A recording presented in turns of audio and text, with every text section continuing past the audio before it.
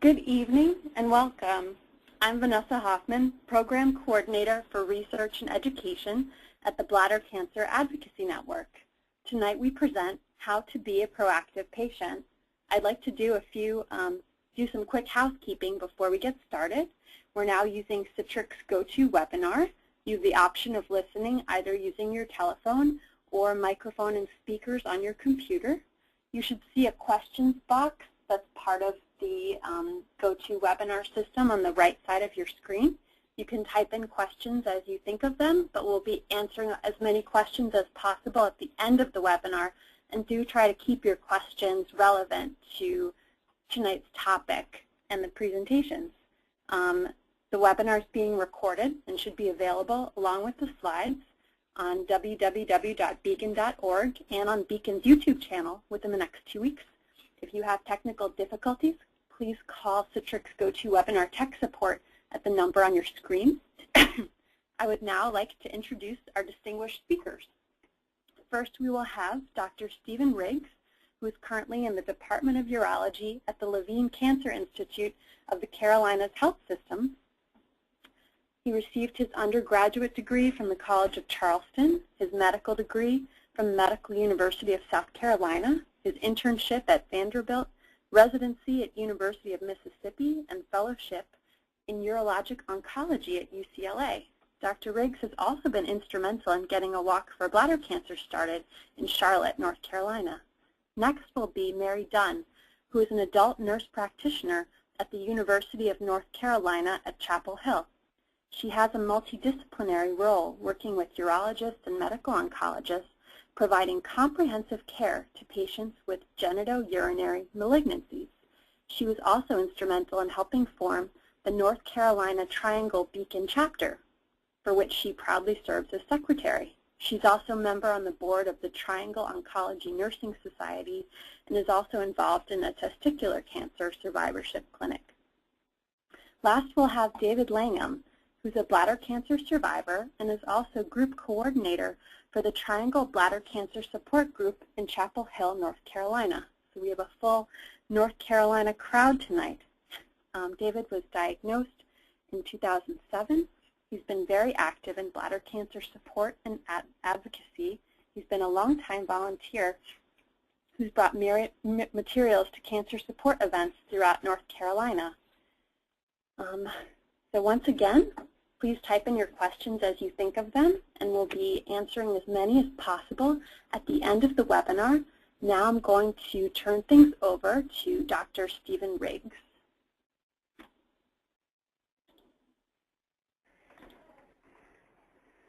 Good evening. It's a privilege to be with you all tonight with Vanessa and David. Let's see. I'm going to pull my slides up here. So again, my name is Steve Riggs. I'm in Charlotte, North Carolina at the Levine Cancer Institute, and this is my perspective, certainly from taking the angle of being a physician and thinking about things that patients can do to be proactive and certainly involved in their care. So the first thing that always comes to mind for me when I think about patients coming into the office is being prepared. And I think this starts before the visit. And this is certainly a challenge, but I think it's like any topic or any thing in life where you may or may not have a significant knowledge of the subject at hand, but if you can familiarize yourself with some of the concepts, and especially the medical terms that may be discussed during your visit, I have always found that the visit and the interaction becomes much more fruitful. And I've always recommended, and it's my bias, that you should write down 5 questions and bring them to your visit. I often will advocate that patients do this if they haven't done it at the time when they're waiting out in the waiting room, but certainly trying to do this at some point and go ahead and alert the nurse ahead of time.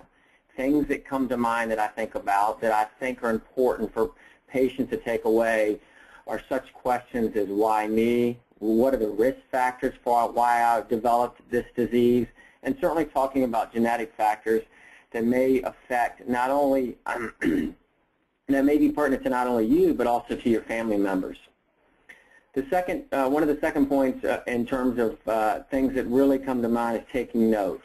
Now, this is sometimes hard to do when the information is coming at you so fast, but having somebody there with you can help out in this endeavor, and trying to keep a kind of a running tab of who's involved. Most of the time you're going to see multiple healthcare providers, and the physician will actually be a small part of that to some degree, and there'll be nurses, sometimes nurse navigators, and obviously possibly one or two or more physicians, and so contact numbers and keeping them straight and keeping really what their discipline is and what their role is in your care. So specifically thinking about treatment. So bladder cancer, as many of you know, is to a large degree broken up in two different categories, and the first one is muscle-invasive bladder cancer. And when you hear that term, we think a lot about surgery and cystectomy. And so if that is applicable to you as a patient, then I think things that are important for you to ask your physician are the following. Number one, do you and your practice perform many types of this surgery? I think that's very important. We know that outcomes for this surgery, which is technically very demanding, and the follow-up care in the hospital setting is very demanding, is better when it's done at high-volume places, and so that's certainly something to think about. What are your outcomes? Not just what are the outcomes of the from a surgical perspective on a national level, but what are the outcomes for your local physician and their hospital, and then following that up with how this is compared to national standards. In terms of approach, it's either done through a laparoscopic or open approach. The laparoscopic approach, as many of you know, is when we put carbon dioxide in the belly and blow it up like a tent. Most of that is done robotically, and so certainly understanding the nuances of those two approaches and what are the differences will be very enlightening for you.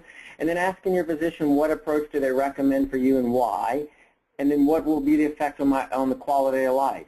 Any treatment for bladder cancer, unfortunately, has this distinct possibility of affecting one's quality of life from both a urinary standpoint and from a sexually functioning standpoint, as well as others.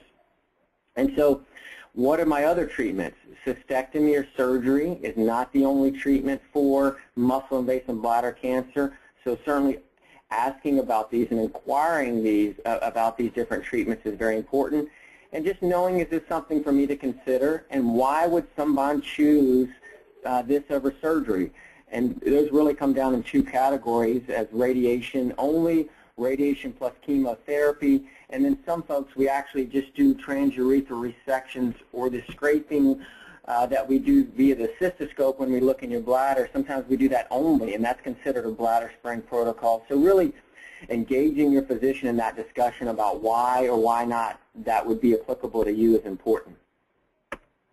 And so in the treatment options arena for non-muscle invasive bladder cancer, I think things to think about that are important are, what is the role of repeat transurethral resection? This is paradigm or framework is adopted a lot, and that is because there's a large understaging, especially in high-risk non-muscle invasive bladder cancer.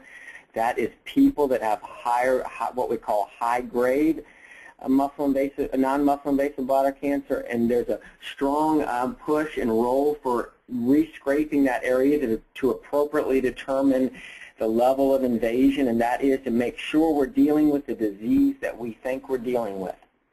And then in terms of other treatments for non-muscle invasive bladder cancer, is asking about the different types of intravesical therapy. What therapies, what are they? What do they do? Are they right for you as a patient? If they're given, how long they should be given for? Should they be given over a period of time? Should you have what's called maintenance protocols? And I think these are things that really will start to help you delve into understanding and getting a sense of your comfortability with the physician who's treating you.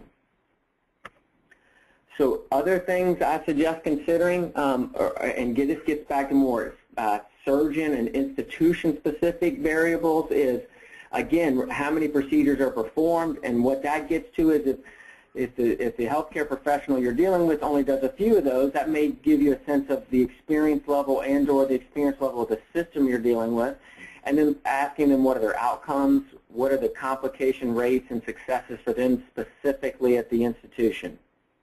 And then I would highly recommend inquiring about clinical trials. Most institutions will have some form of clinical trial program that are often new or what we call novel treatments or experimental treatments, but it might be something to think about. It might be applicable to you. And so the main question to ask, in my opinion, are do you have any of these that would be of interest to me? And would you consider another clinical trial somewhere else? Remember, just because your institution you're dealing with may not have a clinical trial, that doesn't mean there's not a clinical trial somewhere else that may be applicable to you. So in terms of cystectomy, briefly, I think this is a concept can be grossly overwhelming, and I strongly recommend to patients that they consider breaking up the discussion in terms of talking about cystectomy, talking about what that entails, the approach, the quality of life issues, and then at a subsequent visit or subsequent time talking about the type of diversion, because it's just a lot. And if you can, as a patient, once you make the decision for cystectomy, if that's applicable to you, then go home and look at some diagrams that are provided for you or that you get off the internet and read about the different diversions and talk to possibly different patients. That really allows you to engage in a much more fruitful discussion with your surgeon when you come back, and understanding what the right type of diversion is for you, because that's a very important question. Which type the surgeon performs is important, and the numbers and the complications and successes regarding those, and which is for me. And that's a very personal decision, and that is a decision that you really want to be engaged in helping your surgeon along with you make the best decision for you. So other questions I think are important. Do you practice in a multidisciplinary setting? Meaning, do you practice with other physicians who are experts in this disease? Do you have medical oncologists who specialize in my diagnosis? What is the role of the radiation oncologist? Should I see any of these? And who do you recommend me seeing if that is the case?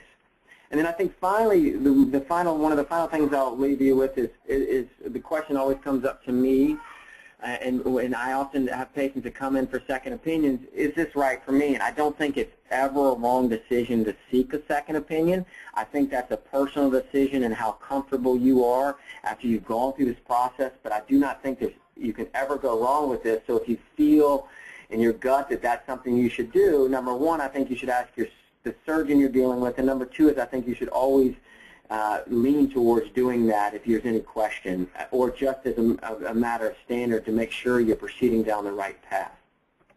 And so the final slide is just about support groups, asking do you have one. Again, bladder cancer is a very chronic condition, whether you're dealing with non-muscle invasive bladder cancer or muscle invasive bladder cancer, and the quality of life issues that can come along with that. And it's important to have outside people that you can talk to. Their experiences are much more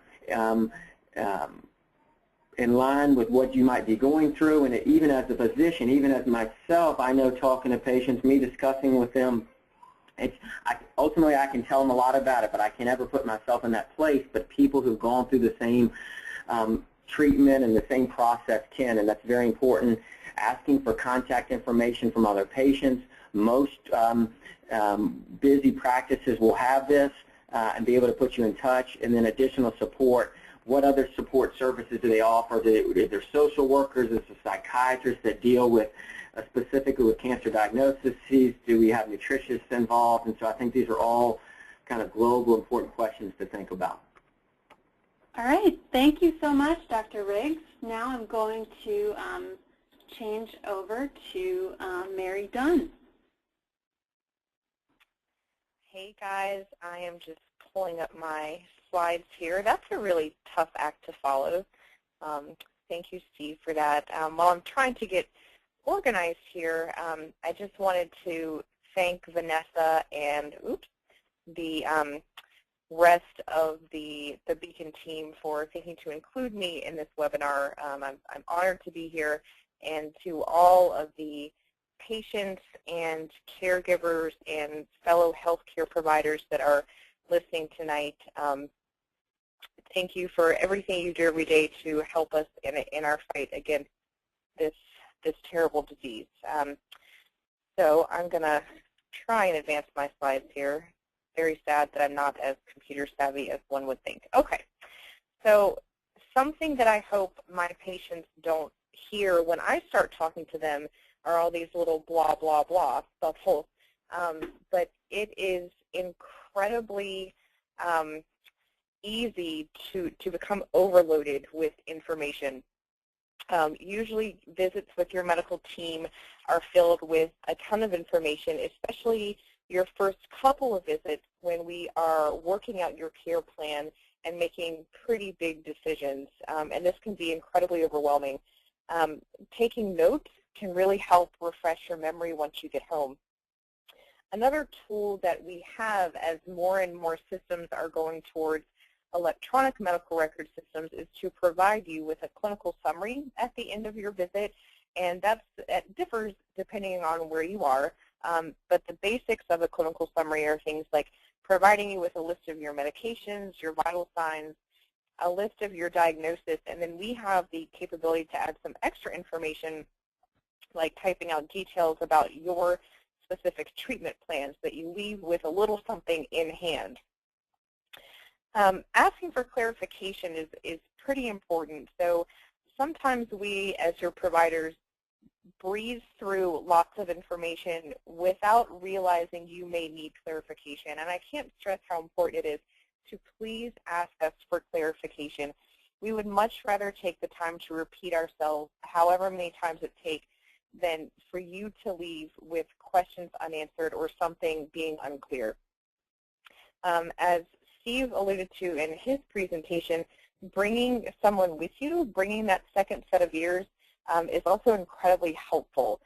It's not uncommon for you to miss something, and having that second set of ears can be a huge help. Lots of my patients find that maintaining some sort of notebook or binder or a folder on your iPad or something is helpful. They're like a cancer journal. You can keep notes, copies of your blood work, different scan reports that you can later go back to after your visit and during your treatment journey as a reference. All right, my slide is not going up. Sorry, guys. Okay. Getting to know your care team. So for those of you who have been through treatment for your bladder cancer, there are a lot of people that you will meet along the way. And depending on the stage of your cancer, you'll likely have different disciplines as part of your care team, including urologists, radiation oncologists, medical oncologists, also nurse practitioners like myself, and physician assistants are commonly part of your care team as well. And with so many people involved in your care, it can become a bit confusing as to who does what. So if you don't have a clear understanding of everyone's role in your care, it's important to ask for clarification. At academic medical centers, there may be more providers than in private practices. At UNC, where I am, our residents are heavily involved in your care. And residents, for those of you who don't know, are physicians, and they are in their course of training for their particular specialty.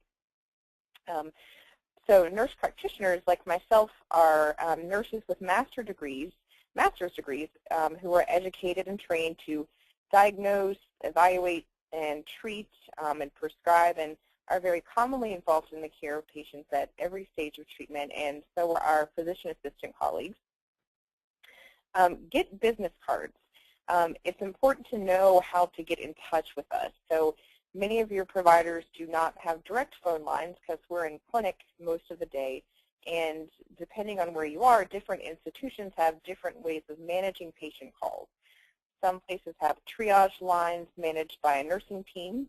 Others have nurse navigators. Some people have their calls go directly to their administrative assistants. Some providers communicate via email while others do not. So it's important to know what's the best way to get in touch with your team. And with more and more institutions updating their systems to these fancier, savvy electronic medical record systems, there will be patient portals where you can actually go and submit a secure question to your provider and kind of back and forth like that. It's important to also know who to call for what. So who do I call when I need to make an appointment versus who do I call when I have a question about treatment or if I'm having a side effect. And it's always important to get that after-hours contact information as well in case you do have an issue that's not within kind of normal business hours. So medical jargon is something that can be incredibly confusing. So these are just a small sample of words that you may hear during your cancer journey, and it's not uncommon that prior to being diagnosed with cancer, patients have never heard of these things or been through things like a CT scan or a cystoscopy or an MRI or an ultrasound and had a bunch of blood work done. And these things are necessary in order to determine the stage of bladder cancer. So this slide kind of ties into my first slide about information overload. So bringing a buddy, taking notes, and asking for clarification. And sometimes as your providers, we use medical jargon without realizing that we're doing it. And I should apologize for all of us for doing that. So for example, for people who have never had a surgery before, we should say, instead of saying anesthesia, we should clarify what that is. So the medicine used to put you to sleep during your surgery, and instead of CT scan or CAT scan, explaining that a little bit further, so a fancy x-ray that's used to look inside your body to check and see if there's cancer outside the bladder, and so forth. So I am lucky enough to work with patients who are followed by urology and medical oncology. So I get to see patients across the spectrum of bladder cancer care. And since Steve did such a great job touching on the surgical aspect of how to kind of get the information that you need and really advocate for yourself, I thought I'd touch a bit on the medical oncology aspect. So medical oncology, we are basically the drug givers. And I know that sounds terrible, and I accidentally the other day said drug dealers, and I didn't mean that. We are not drug dealers, I promise. So chemotherapy, hearing that you need chemotherapy, that word can be very scary because I'm willing to bet that many people have known others who have had chemotherapy and may have had not so pleasant experiences. So it's important to keep in mind that not all chemotherapy is the same, and that chemotherapy for bladder cancer is not the same as chemo for breast cancer or colon cancer or lung cancer, et cetera. So, it's important to ask your medical oncology team, why are you recommending chemotherapy drugs? What are the names? What are the side effects? Where will I get the chemotherapy? So some places have you go to an off-site infusion center. Sometimes it's right in the same clinic where you're seeing the provider.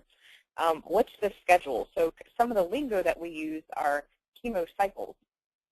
Well, what the heck is a chemo cycle? So that's what your chemo schedule will be. So how often you will be receiving each drug. Asking about success rates is also something that's important. Asking about clinical trials. So should I be getting standard of care chemotherapy versus enrolling in a clinical trial? And then the what happens if. So what happens if I miss a dose, or I don't feel well enough to take chemotherapy, or what happens if the chemo doesn't work? Something that's pretty important is making or asking for a chemo calendar. That way you can write down exactly what days you're going to be getting your chemo. A great resource in this arena are your infusion nurses. So those are the oncology nurses who are top-notch, and they are in the infusion centers where you get the chemotherapy. They are excellent as far as counseling you about potential side effects and how to take care of yourself at home. It's not uncommon for patients to run into scenarios that may require a treatment delay or skipping a dose, such as having labs that are a little bit out of whack or intolerable side effects. But it can be a little bit anxiety-provoking to not be getting your chemo on time. So it's important to talk to us about those things, okay? And my next slide kind of touches on what happens after treatment. So you've kind of gone through the whirlwind of getting a cancer diagnosis, going through your treatment, and now what? You're kind of hanging out in this limbo of what do I do now? So how often do I come in for my follow-up appointments? What will be done at these appointments? So will I be getting x-rays or scans or labs, or is it just for you as your providers to see how I'm doing? Who will be providing my follow-up care? Lots of times, a big part of my role is actually doing follow-up care for bladder cancer patients. So seeing people after they've had their cystectomies and following them for many years, and the same thing for after chemotherapy. How long do I need to be seen? If it's going to go on for the rest of my life, when am I considered cured? And then my little bullet there about survivorship clinics are clinics that are very frequently run by nurse practitioners, where we focus, our focus shifts to the post-treatment care after you finish all of your active treatment. So we focus on things like uncertainty, fear of the unknown, taking good care of yourself to prevent other bad things from happening to you, so heart disease and things like that. A care plan is what patients get that kind of outlines your follow-up schedule and what will be done at those appointments.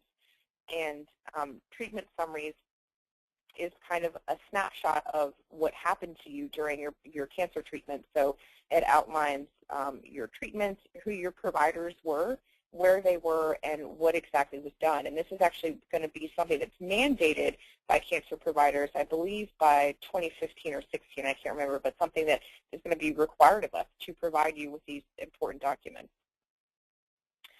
And we, admittedly, as your providers, unintentionally, most of the time, don't cover topics that might be really important to you, that we just kind of breeze over. So things like work. Am I going to be able to work during my treatment? How soon after my treatment can I go back to work? Should I file for disability? And if so, how do I do that? Something that we are not great at is talking about your sexual health. The reasons for this are a plethora. So lack of time, lack of knowledge, level of comfort about this topic. But sexuality and intimacy before, during, and after cancer treatment is something that what I find is very important to patients and their partners. And it's important for us to discuss this with you. So how will your treatment impact your sexual function? Can I have sex while I'm getting chemo? Or I'm having sexual dysfunction. What are some of my treatment options?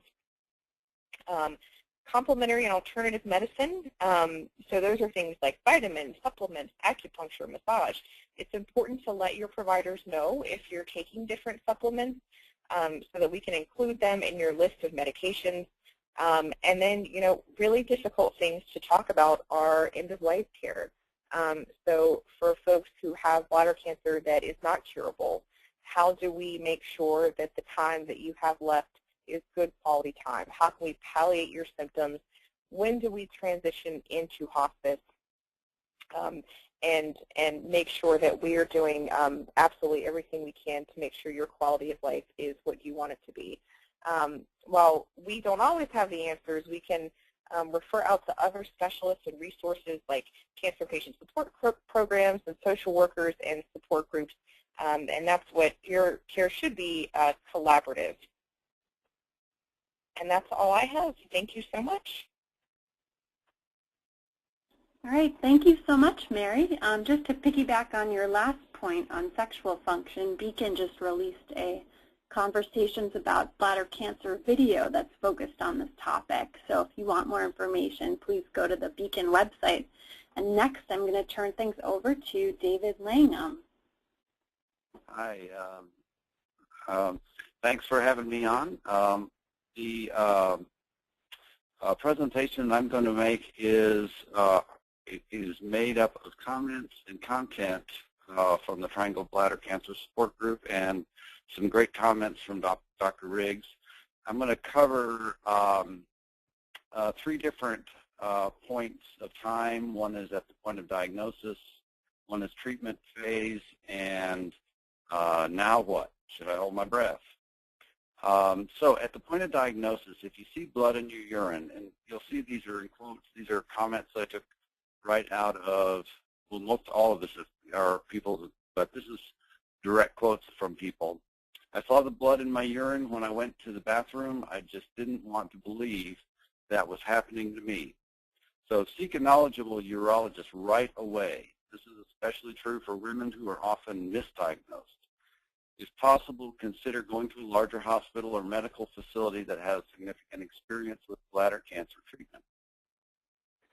Don't do it alone. I was so glad I had someone with me who cared enough to ask lots of questions until she was satisfied that she understood. I was very absorbed in my feelings. If at all possible, arrange to have someone with you at all the appointments and the consultations and reviews, taking notes, asking questions.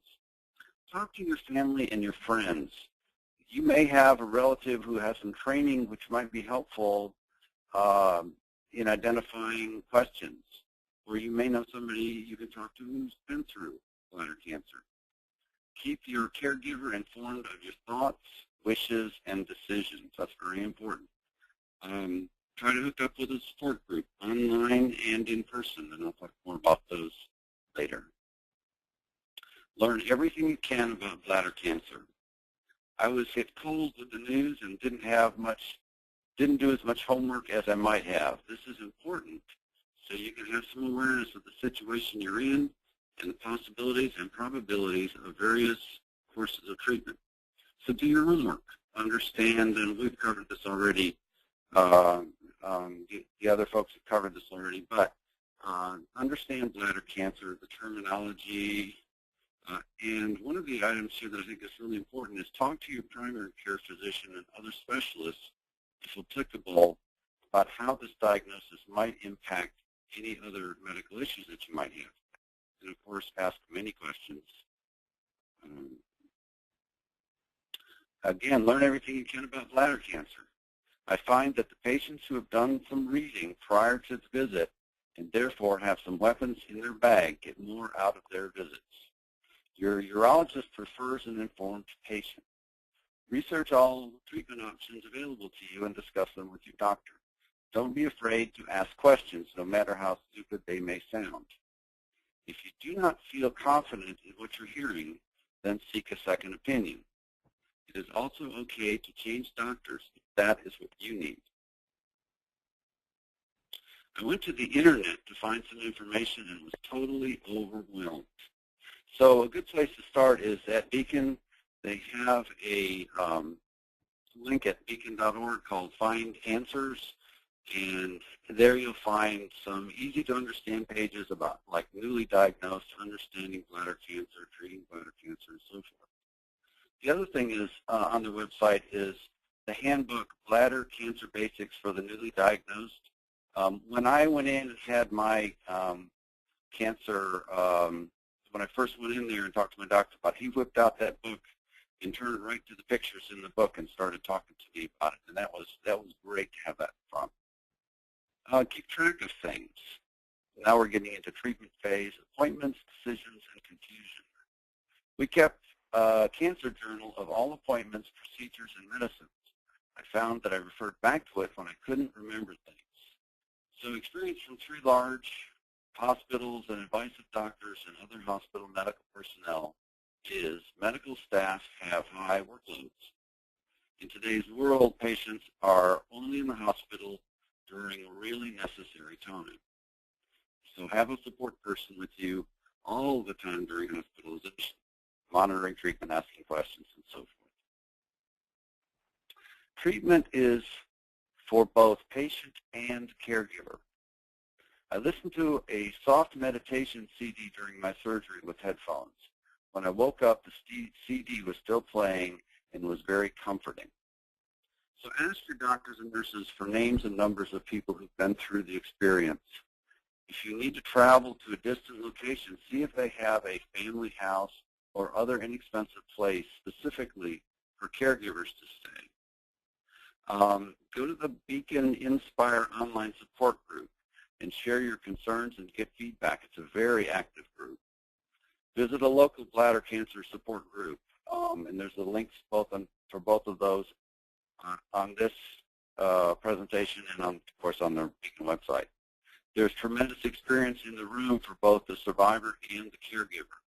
If you don't have a local bladder cancer support group, contact one and ask if they have names and numbers of people you can call and talk to. Do what gives you the most comfort. Everyone is different. For some people, recovery can take a long time. Hang in there. Continue to take care of yourself. Really pay attention and ask reasons for even the basic instructions, and then seriously follow basic instructions. For example, drink a lot of water and liquid, but don't drink caffeine, alcohol, carbonated beverages has been extremely important for keeping system flushed for neobladder patients. And we credit excellent experience for 5 years partly to that.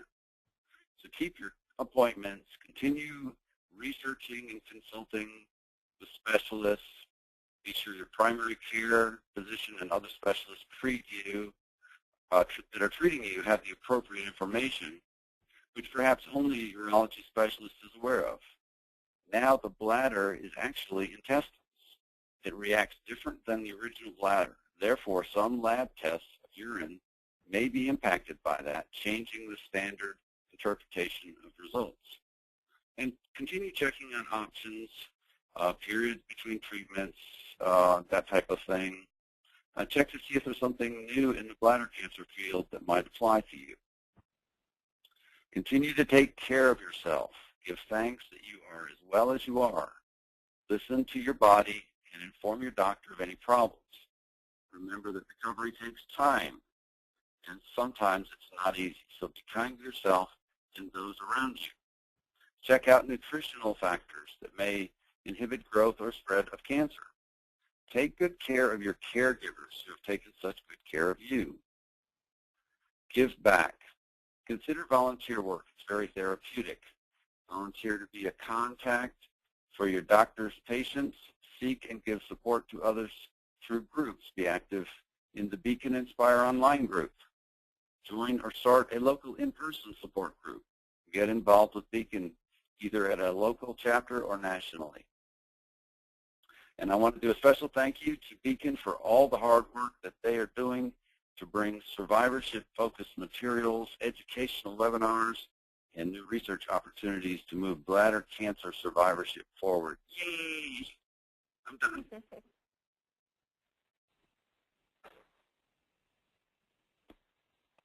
All right. Well, thank you so much, David.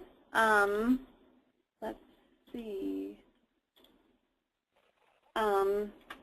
Before we get to questions, you might all be thinking, now you've heard from everybody how you can get involved in terms of bladder cancer and raising awareness. So I just wanted to share a few quick things. You can get involved being a volunteer with Beacon. You can start a walk team or join a walk near you to raise awareness about bladder cancer. One of the most important things you can do is share your own story to help raise awareness. And you can become an advocate as well. One example of this was some patients on the Inspire online community signed a letter to make sure that there's access to blue light cystoscopy. Don't forget to check out Beacon's resources, the website, the patient tip sheets, the past webinars. You can donate and contact us for more information. And also be aware that May is Bladder Cancer Awareness Month, and we'll be doing lots more to raise awareness and make sure everybody knows about it. So now we're going to move on to the questions. Please type them into your screen. Just note that the way the system works is that you won't be able to see everybody else's questions, but we'll get to as many as possible. So for the first question, I'm going to address this one to Dr. Riggs. Is it appropriate to bring research in the field to the doctor's attention if you feel that he or she may be unaware of such research? Yeah, that's a good question. Yeah, first of all, I mean, my personal bias is it is very appropriate, but I would just remind you, I wouldn't be taken back if sometimes the physician doesn't necessarily know that particular research. At the same time, I always love when patients, for me in particular, love when patients bring new information or new research. And I used to even breathe bladder cancer, and sometimes they bring new stuff to me, or I have to delve into the literature to see really where they're getting that from and what's the basis. And that really rolls into the uncertainty sometimes on how things are published or presented in the lay press, and really are they applicable to you, your disease state, and or do they really mean what they say? So I think as much as I believe in doing that, generically bringing information that you may or may not think the physician is unaware of, it allows them to either validate or possibly re-educate you on what that really means and help you make sense of it. So I would just end with, I think fully the answer is yes. Okay, thank you. For the next question, Mary, I'm going to address this one to you. Someone was asking, when you had your slides talking about chemotherapy in terms of why you're recommending chemotherapy, potential side effects, and then the after treatment, they were wondering that you were bringing up a lot of good information, a lot of questions, but not giving specific answers. And is that because each patient is different? Can you talk a little bit about that?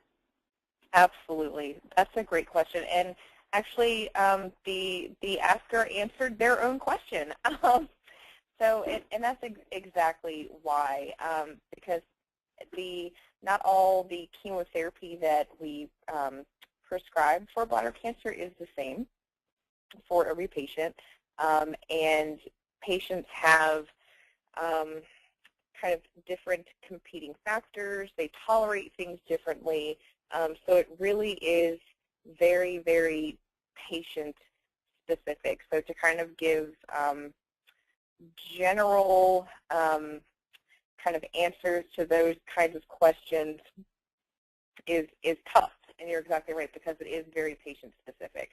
So what the kind of the takeaway from that slide is, for those of you who are going to be receiving chemotherapy, or you have received chemotherapy and think that you still have some side effects from that, is to ask your medical oncology team those things, and they will definitely be able to better answer those questions depending on the types of chemotherapy that you received. So yes. All right, well, thank you. David, I'm going to address the next question to you. If you feel comfortable sharing, the person wanted to know what type of diversion have you had, how long were you at the hospital, and how long was your recovery period at home? I'm glad to talk about that. I have non-muscle invasive bladder cancer, so I still have my bladder. I had my first occurrence in 2007. I've had a reoccurrence in 2009. I've gone through many BCG treatments, but I still do have my bladder at this point. There are a number of people in our group that have diversions, neobladders, and ileoconduits, and so, but I can't speak to that myself personally. All right. Well, thank you. For the next question, I'm going to address to Dr. Riggs. What does it take to really be cured? Will somebody ever be cured? This person just finished their first 6 BCG treatments after being diagnosed with non-invasive high-grade bladder cancer. Yeah, that's a great question. So certainly in non-muscle invasive bladder cancer, I think one has to be careful about the term cure, because the recurrence rate for non-muscle invasive bladder cancer is so high. Remember, we do break those up into high grade and low grade, or high risk and low risk. The low risk tumors are really what I call the pesky tumors. They tend to come back at times, but they're very rarely become lethal. The high risk tumors can certainly come back, or they can remain persistent, meaning they never go away, and then those pose a different problem and a different issue. In terms of getting to the specifics about, do you determine, I wouldn't say cure, but are you projected to have a significant disease-free interval? For patients who start BCG, that's really your first evaluation is at 3 months, but ultimately your status at 6 months. At 6 months is highly predictive of your long-term outlook. So, for example, if you start there, if you had your tumor scraped out and then you ultimately went on to BCG for 6 weeks, and then 6 weeks later at 3 months you were looked in your bladder and there was no tumor detected, and then the urine that we collect, if that was negative, meaning it didn't show any cancer cells, we call that a cytology, then we would normally roll you out we would normally at that point give you some more BCG, often advocated, what's called maintenance, and then the status 3 months later at that point, meaning if at 3 months later, 6 months from your original diagnosis, if you do not have tumor, that's a pretty favorable outlook. But remember, even we have multiple patients all the time. They'll go 2-3 years out, and then they'll have a tumor recurrence. Fortunately for them, and as David is an example of, they can be retreated, and their response rates to retreatment after that prolonged period of time are identical to as if they've never seen any treatment. So I think cure is a relative term. You got to be careful using that. But in terms of non-muscle invasive and maintaining your bladder, a large portion of patients can actually do that. They just may have to have appropriate and close surveillance and multiple treatments along the way. All right, well, thank you. For the next question, believe someone mentioned a navigator. Is that typical? This person's being treated in a major cancer center, and they say it's very confusing and frustrating to try to figure out who they need to contact with different questions or issues. Mary, can you address this question? Absolutely. So yes, and that's kind of one of the points that I really wanted to stick is that in these big academic centers, it can be very confusing and incredibly frustrating because there's so many different players involved in your care. A navigator, so the way that they work at UNC, they're actually my saints. So we have 3 nurse navigators that work with our team. 2 work with the urology patients, and 1 works with the medical oncology patients. And they are the primary contact person. So whenever a new patient comes into our multidisciplinary clinic, they meet the nurse navigator, they get their business card, and that's the person they contact for anything. So clarification, side effect management, and the term navigator is really key here, in that they are the person that helps them really kind of navigate these crazy systems. So where do I go to get my scans? Where do I go to get my blood? When am I supposed to follow up? How do I take this medication? I think that more practices are kind of integrating nurse navigators more into their team, because what we're finding is kind of the traditional call a number, you have to wait, is it an operator, you press 17 buttons before you get to a live human being, just doesn't work. And it really just doesn't work for cancer care. So hopefully the concept of navigators is growing throughout the country. I know, speaking personally, it works very, very well for our team and for our patients. Our patients seem to be very satisfied, and I'm sorry to hear you're having a difficult time kind of navigating your system. I'm really sorry to hear that. All right, well, thank you, Mary. The next question, I'm going to go back to Dr. Riggs, which is how important after diagnosis is it to see a urologic oncologist rather than an ordinary urologist for your care? And this person says they have non-muscle invasive bladder cancer. Well, so excellent question. A urologist is a specialist. I mean, at baseline, they do 5 years. We do, as a general urologist, do 5 years of training. And a large portion of that is in bladder cancer. So, I mean, yes, for me particularly, I'm a urologic oncologist. At the same time, there are great, what we call general urologists, but are frankly very highly trained and special. They're in a specialty that deal with a lot of bladder cancer. I would strongly advocate that not everyone has to see a urologic oncologist, but at the same time, you need to be comfortable with your physician and comfortable that the person that's treating you and the environment that you're treating you is appropriate and meeting your needs. But having said all that, non-muscle invasive bladder cancer is very common for quote unquote general urologists. So the AUA, the American Urological Association, and a lot of urology group have very strong, robust guidelines, and the training is very good across the board for urologists. So in general, I think you should be very comfortable with most of the urologists that are in the community or general urologists at academic institutions.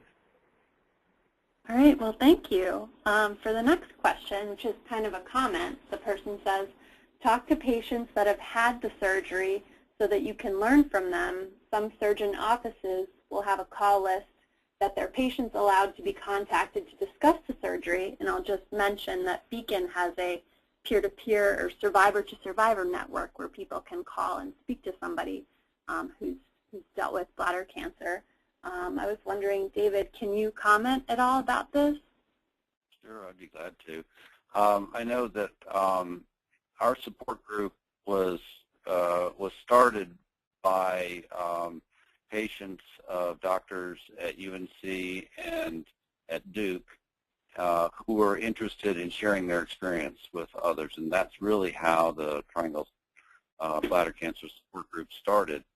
And we keep a what we call a personal contacts list that's available for people who have who are facing surgery and have to make decisions about what they want to do next, and they want to talk to some people. And so we have a list of people who have been through different kinds of diversions, and some, such as myself, who have non-muscle invasive but have dealt with BCG in various ways, in shapes and forms, or reactions maybe is better. Our bodies react differently. So I think it's really great that that people are out there willing to share their experience. And the online group is also really great about sharing their experience. So I think it's wonderful. Well, thank you. For the next question, I'm going to address to Mary, and Dr. Riggs, you can also chime in. We've gotten a few questions related to liquids and beverages, so I'll kind of put them together. One person was saying they've noticed that caffeine, alcohol, and soft drink beverages are frowned upon. Is coffee okay? The next person asked, can you drink caffeine-free coffee or green tea?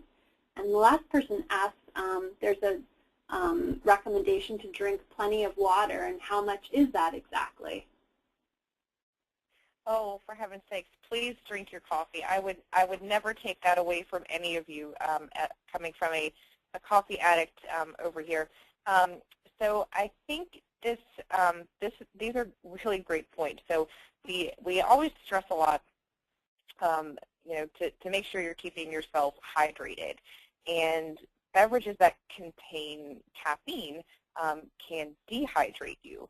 But as long as you are being thoughtful about that and kind of alternating maybe a soda with a water and so on, then that's perfectly fine. And I think for some people, so for people who still have their bladders and let's say are going through chemotherapy and have bad bladder symptoms, sometimes caffeine can exacerbate those symptoms because caffeine is a bladder stimulant, so it can make you have to pee more, and it can just make the bladder a little bit unhappy.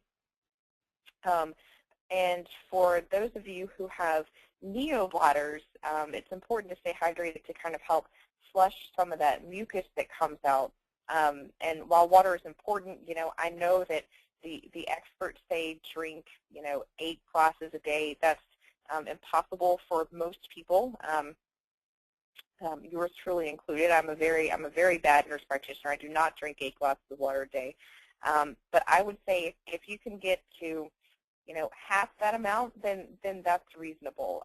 But unless you know, your personal health care provider tells you there's a specific reason why you shouldn't be drinking X, Y, and Z, that in my humble opinion, there's no reason why you can't enjoy things that you like other than water. All right. For the next question, I'm going to turn to Dr. Riggs. This person said, if you seek a second opinion and it's different from your original doctor's recommendations, how do you know which opinion is correct or the one to go with? That's a great question. So if I think that's out of the norm. My gestalt or my sense is for a lot of the patients I see for second opinions or vice versa that usually they're somewhat in line. But I'm assuming that does happen. So I would probably recommend a couple thoughts.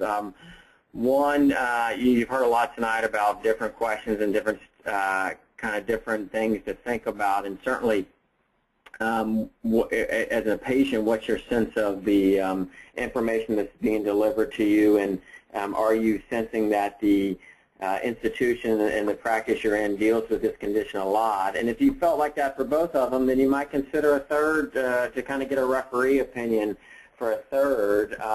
And then I think just being very specific and direct in this question, why, back to both of them and saying to them, well, I saw this second opinion and this is what they told me. Why do you agree or disagree with that?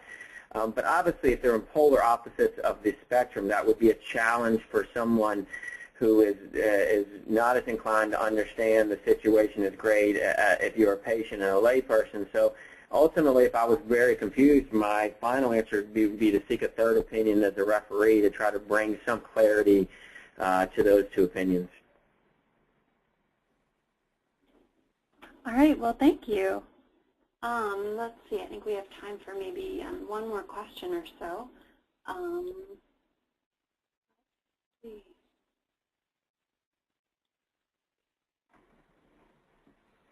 Okay, next person asked, how can I find clinical trials for my particular kind of cancer, and can you speak to any clinical trial that offers promise to prevent recurrence for bladder cancer? Mary, would you like to address this one? Sure. So kind of the big way to find a clinical trial is clinicaltrials.gov, and that's a website, and it has a search box, and if you just kind of type in bladder cancer, and I think you can also type in your location. So let's say you live in Kansas and you're looking for someone in Kansas. You can type in that, and it comes up with this very long, sometimes a little bit difficult to interpret list of clinical trials. Another way to, and when you click on those, it'll give you the name, the contact information of the person who coordinates the clinical trials. So sometimes that's it's a research associate, sometimes that's a clinical trials nurse. It just kind of depends on the institution, and you can contact that person directly to inquire more about the trial. If you're looking at a specific institution, so if you go on this specific institution's website, their cancer site, usually there is a link somewhere on that website to clinical trials that are currently being offered by that specific institution. What was the second part of that question? I'm sorry. Oh, the person wanted to know about a clinical trial to prevent bladder cancer recurrence. Oh, I can't think of any off the top of my head. Steve, do you know of any offhand? Yeah, I mean, just specifically prevent recurrence, I don't know of any trial directing specifically at that question. You know, I would say generically we talk about strategies. Obviously, if you're a smoker, quitting smoking, staying as a smoker is, we know patients have more recurrences, especially non-muscle invasive, instead of quitting. And then just getting back to Mary's excellent answer on hydration, just the sheer principle of staying hydrated and trying to, I usually advocate for patients to keep their urine clear as kind of a marker of how much fluid to take in. But the premise behind that is you're just flushing the bladder out more often, and by doing that, you're flushing what we call the carcinogens or the structures that can make the entities that can make the cancer.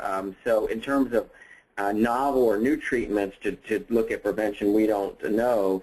I don't know of any new treatments in terms of clinical trials, but vigilance and follow-up and some small strategies, trying to stay healthy, eating a healthy diet, and then hydration are the things we usually tell folks along with the smoking cessation. All right, well, thank you so much, and I'll just put another quick plug that Beacon, we're working on a clinical trials dashboard on our website. That'll be another easy way to navigate clinical trials based on your diagnosis. So once again, I'd like to thank all three of our presenters for this really wonderful presentation tonight. We did record the webinar, so we will make the recording and the slides available on our website. And thank you so much, everyone, for tuning in. Have a wonderful evening. Good night.